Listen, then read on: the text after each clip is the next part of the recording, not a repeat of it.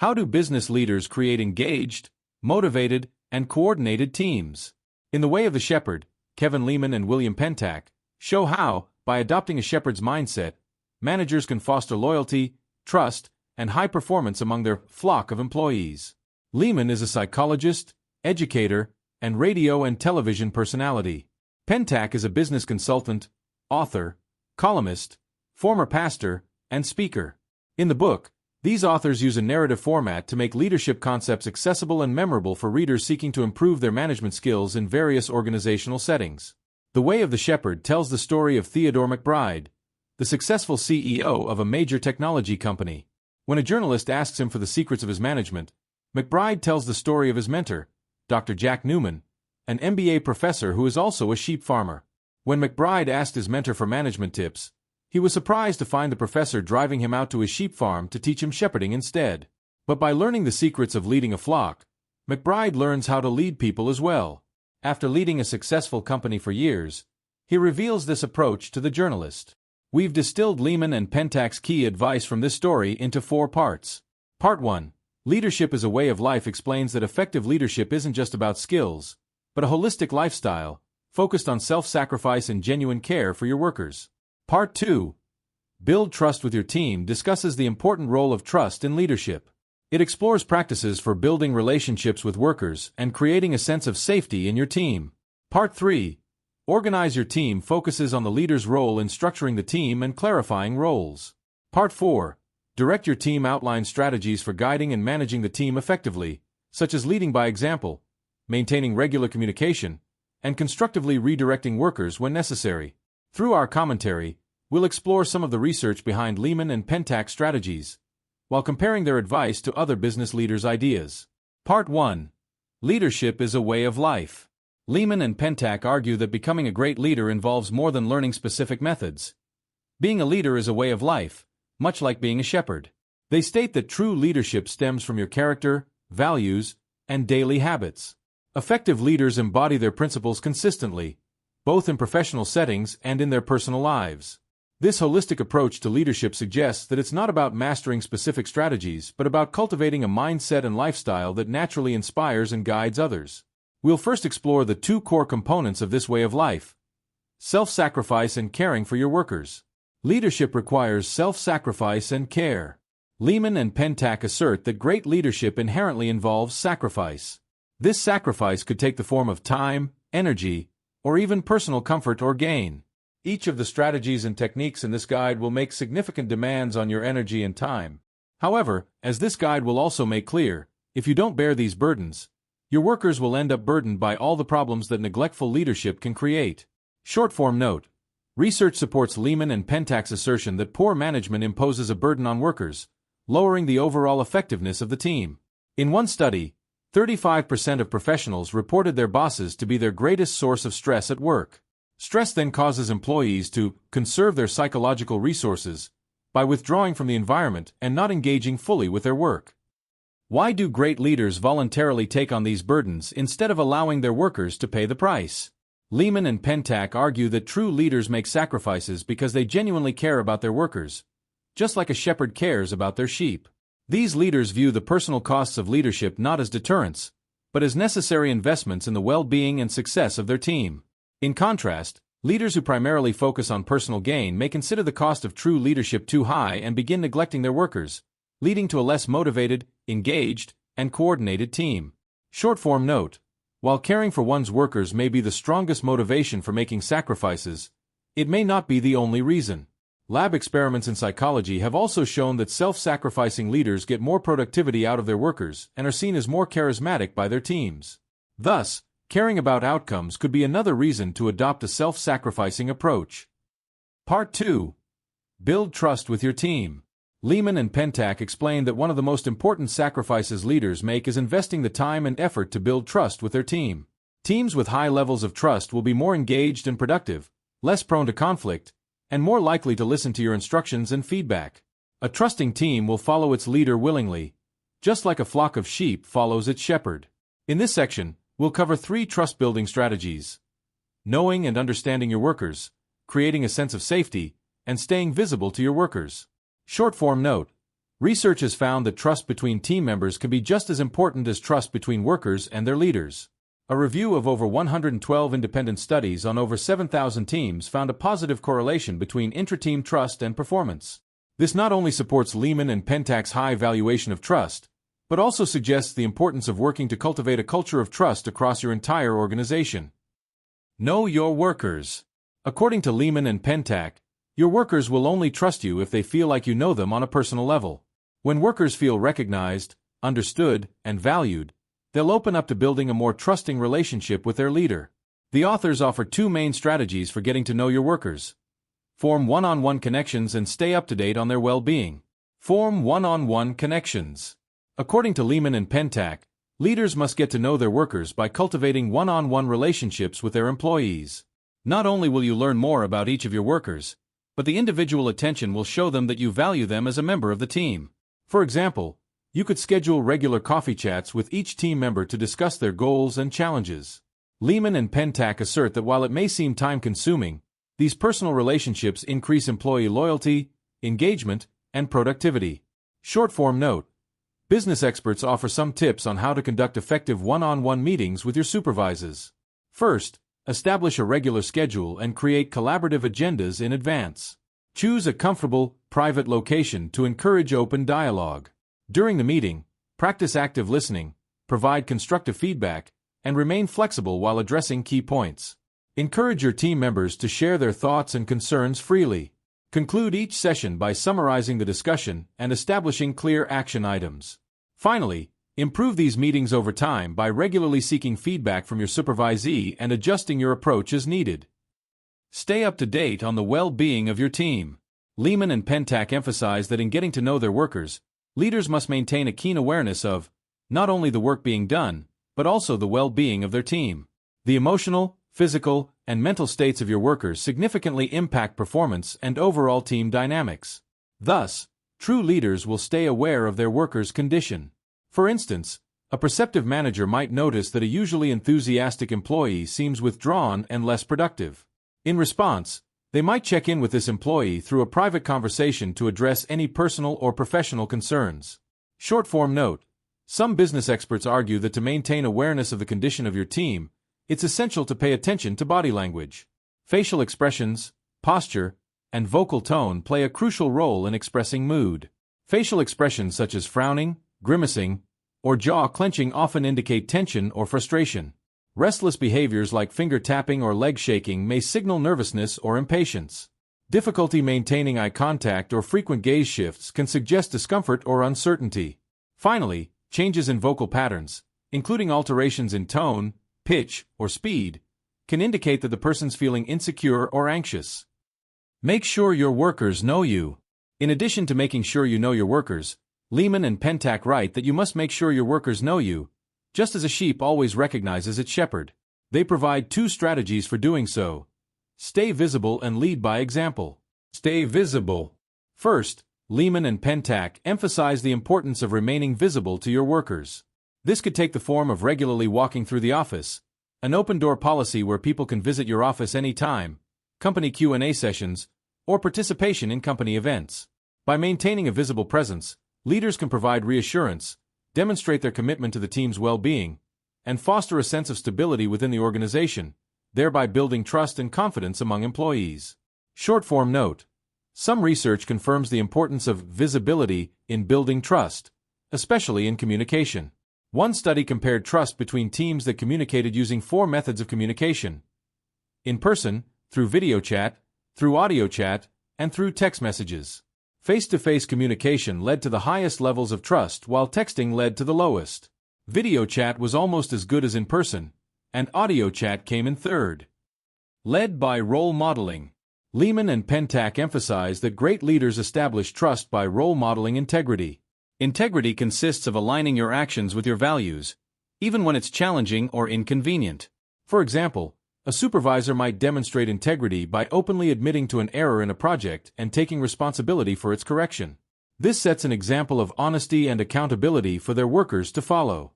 Or a team leader might set an example of fairness by consistently acknowledging and rewarding good performance across the team, regardless of personal relationships or favorites.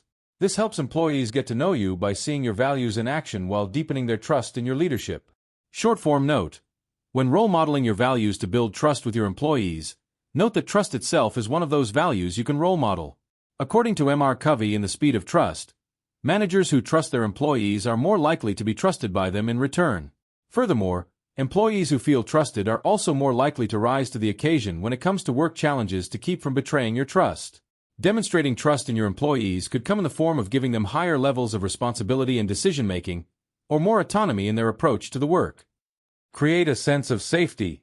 Finally, Leman and Pentak argue that building trust requires a sense of safety. Your workers need to feel that your company is a safe environment for them to truly trust you as a leader.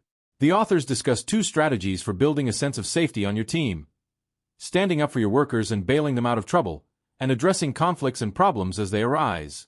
Short-form note: some business experts support Leman and Pentak's emphasis on creating a sense of safety.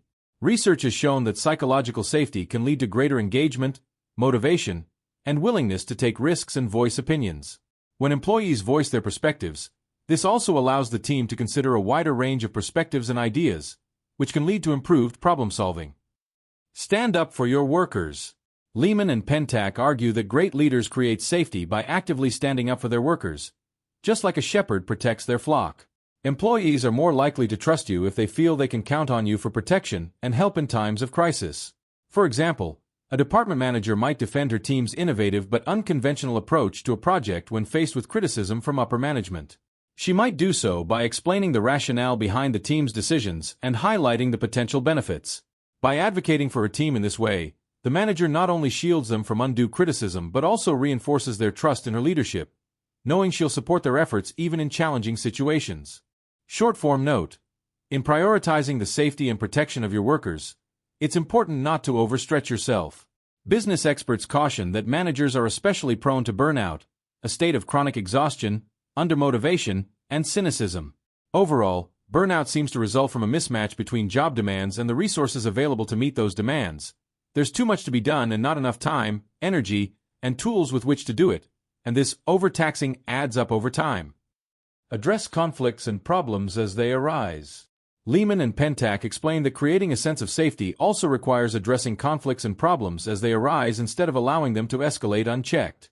Even small problems can escalate over time, creating friction and stress for the entire team. By addressing these before they get out of control, you'll maintain a safe and trusting environment on your team. For example, say a team leader notices growing tension between 2 team members due to a disagreement over project responsibilities. Instead of hoping the issue will resolve itself, the leader could promptly schedule a meeting with both individuals to clarify roles and resolve the tension, preventing the conflict from escalating. Short-form note: resolving conflict between your employees may place you in the role of a mediator, a neutral third party who tries to settle disputes between others. Business experts recommend that mediators adopt the following approach. First, both parties should meet with you so you can outline the process, rules, and goals.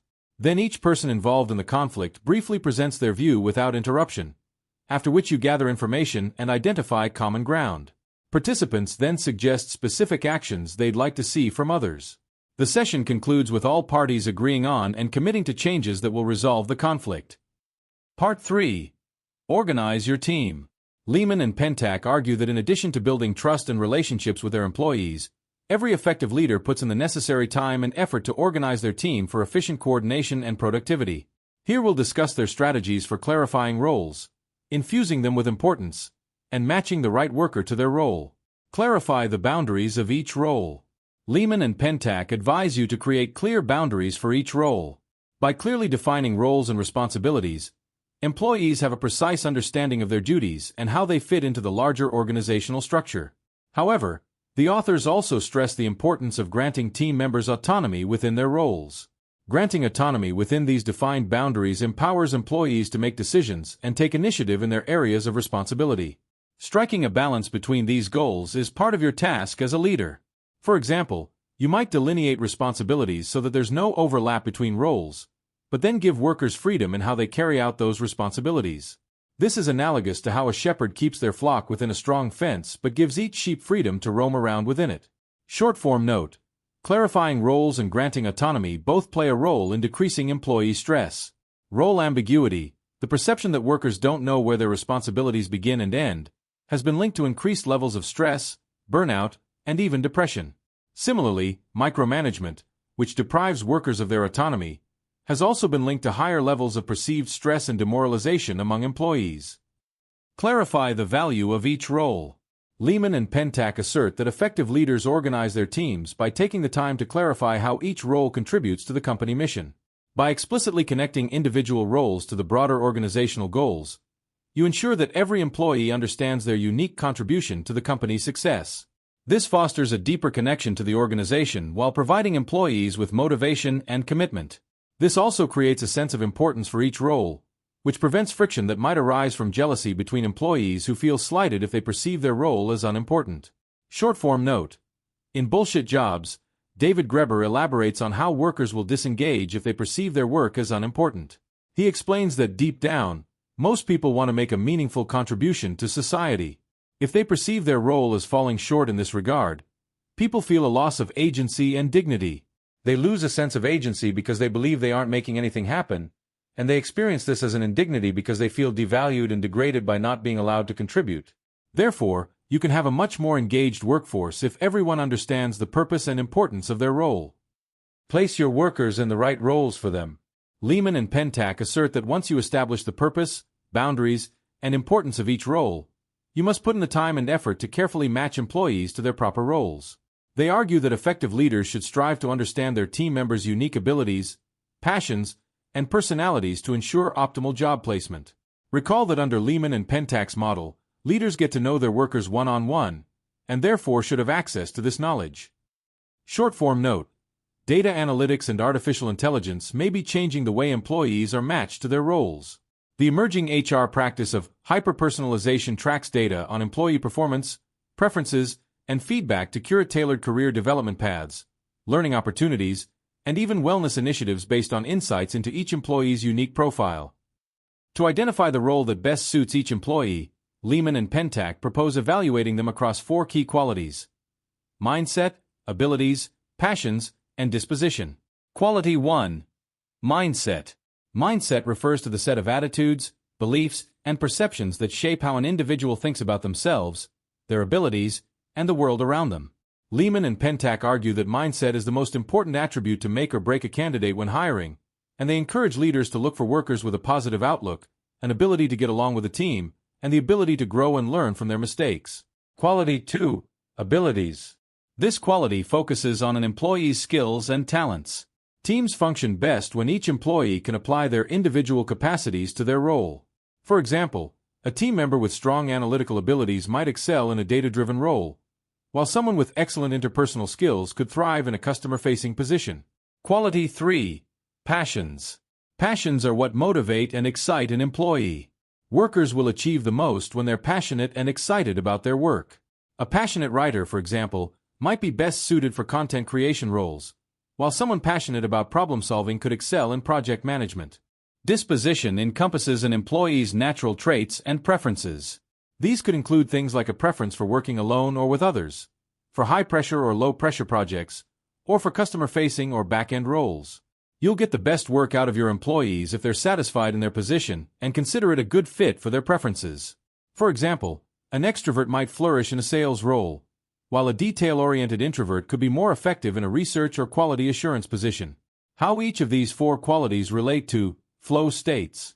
By matching employees with the right role based on these 4 characteristics, you may be able to help employees achieve a state of flow in their work. In this commentary, we'll define what flow is, explain how it contributes to work performance, and discuss the role of each of these 4 qualities in achieving a flow state. In flow, psychologist Mihai Csikszentmihalyi explains that flow states are peak experiences where someone becomes utterly immersed in a task. Time slows down, self-conscious anxiety drifts away, and the work feels almost effortless. This is what high-performing artists or athletes may refer to as being in the zone. Studies have shown a clear link between flow states and high performance. Thus, you can get better performance from your workers by setting them up to achieve a state of flow in their work. Finding the best fit for your workers along all 4 qualities improves their chance of achieving higher flow. 1. Mindset. An employee's mindset plays an important role in achieving flow, especially their level of confidence. One study assessed athletes' levels of confidence before a match and found it to be a significant predictor of flow states. Thus, connecting workers to roles where they'll be confident in their tasks can improve their performance. 2. Abilities. In Hyperfocus, Chris Bailey explains that to maintain a state of flow, your skills need to be appropriately matched to the task.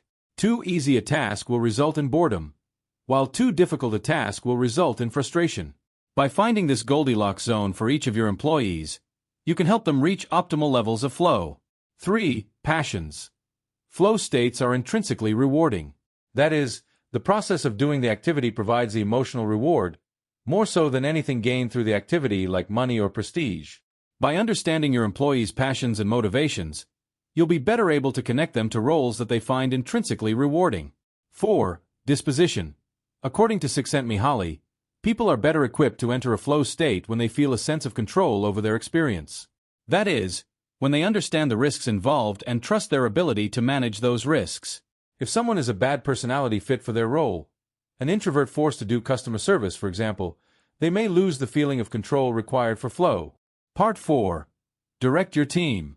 Finally, Leman and Pentak argue that just like a shepherd keeps their flock moving together, great leaders must invest their time and energy into directing their teams to get the most out of their workers.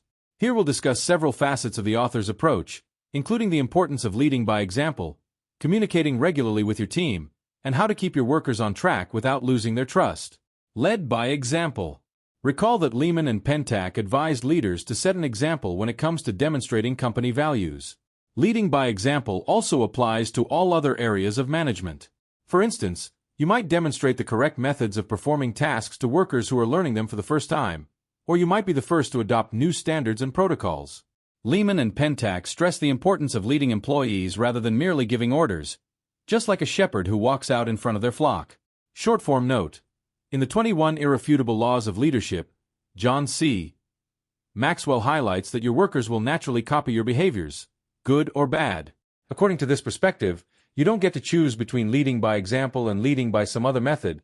You only get to choose what kind of example you set. So your bad habits could become your employees' bad habits unless you adjust your behavior. Communicate regularly with your team. Leman and Pentak argue that great leaders direct their employees through regular communication. They highlight two important kinds of messages that effective leaders must regularly convey. Reinforce your team's values and goals. Leman and Pentak emphasize that great leaders consistently and clearly articulate their team's values and goals. Effective leadership involves more than just setting objectives. It requires the constant reinforcement and communication of the core principles and aspirations that guide the team. This not only keeps the team aligned and focused, but also helps create a shared sense of purpose and a more cohesive team. Short-form note. Business experts offer some suggestions for effectively communicating your company's values. First, use your values as a decision-making framework. When employees see the values in action, this emphasizes their importance. Second, frame major announcements about policy and goals in terms of these values to help employees see the connection. Finally, reward employees who embody your company's values. This not only reinforces their behavior, but holds them up as role models for the rest of the company. Keep your team up to date. Leman and Pentak stress the value of keeping team members well informed. Great leaders prioritize transparency and make a concerted effort to share relevant information such as changes in policy or decisions that may impact employees' work. This helps team members respond more effectively to change and builds a stronger connection with the organization. Short-form note. According to Paul L. Marciano and Carrots and Sticks Don't Work, the information your employees communicate with you may be just as important, if not more so, than the information you communicate with them. By understanding their perspective, you can understand how to lead them more effectively. In particular, he recommends regularly asking employees how you can help them be more successful or what they need in terms of resources, training, and information. Redirect your workers when needed. Leman and Pentak explain that directing your workers also requires getting them back on track when they wander astray of tasks and expectations. Just like a shepherd redirects their flock by gently guiding them back on track with their staff. They offer two key approaches for redirecting employees. Approach 1. Convince your employees instead of forcing them. Leman and Pentak emphasize the importance of convincing employees instead of forcing them when they've taken the wrong path. By convincing employees through explanation and evidence, your employees will buy into your expectations willingly.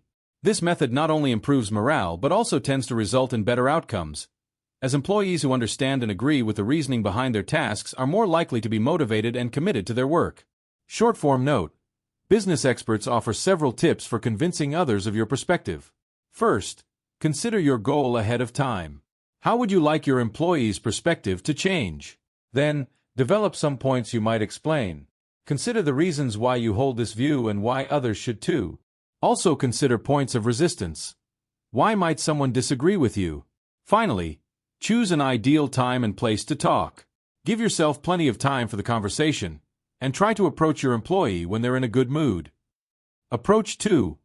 Treat correction as a chance for instruction. Finally, Leman and Pentak advocate for a constructive approach to correction.